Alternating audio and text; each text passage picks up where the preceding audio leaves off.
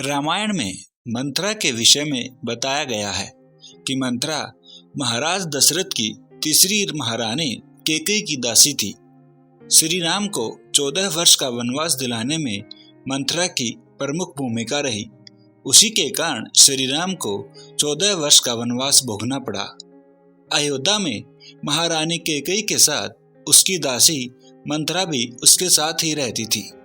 मंथरा और कैकेयी का संबंध इतना अटूट और इतना प्रबल था कि वे दोनों एक दूसरे के बहुत ही करीब और हर एक बात एक दूसरे को बताती थी और एक दूसरे की बात को मानती भी थी।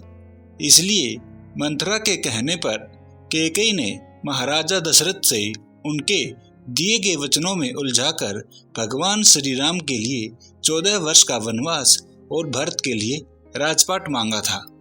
तो आइए जानते हैं कि आखिर मंथरा कौन थी जिसकी बातों में आकर महारानी कैकेयी ने इतना बड़ा कदम उठा लिया कि उन्हें स्वयं अपने पुत्र और महाराज दशरथ के साथ साथ सारी अयोध्या नगरी और देशवासियों के द्वारा अपमानित होना पड़ा।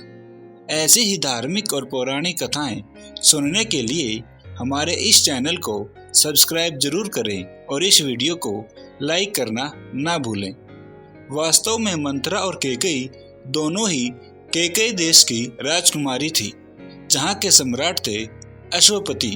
उनकी पुत्री का नाम था कैकेयी, जबकि सम्राट अश्वपति के एक भाई थे जिनका नाम था बृहद्रथ और उनकी एक पुत्री थी जिसका नाम था रेखा। रेखा बड़े बड़े नेत्रों वाली स्त्री थी जो बाद में मंथरा के नाम से विख्यात हुई। राजकुमारी रेखा को एक विचित्र प्रकार की बीमारी थी कि उसे अचानक इतना पसीना आता था कि वह पसीने से भीग जाती थी और प्यास लगने लगती थी, जिसके चलते एक दिन उसने इलायची, मिश्री और चंदन से बना हुआ शरबत पी लिया। इसके फलस्वरूप उसकी तबीयत खराब होने लगी और वह बीमार हो गई।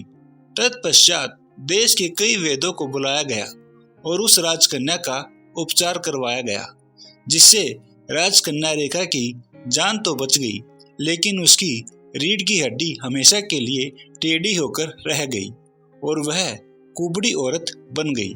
इसलिए उसके ऐसे शरीर के कारण ही उसका विवाह भी नहीं हो पाया। और जब कैकेयी की शादी महाराजा दशरथ के साथ हुई तो वह कैकेयी की अच्छी सहेली और बहन होने के नाते अयोध्या में आकर रहने लगी तथा कैकेयी की अंगरक्षिका बन गई। तो दोस्तों, यह थी कहानी मंथरा की। मंथरा कैकेयी की दासी नहीं बल्कि उसकी बहन ही थी।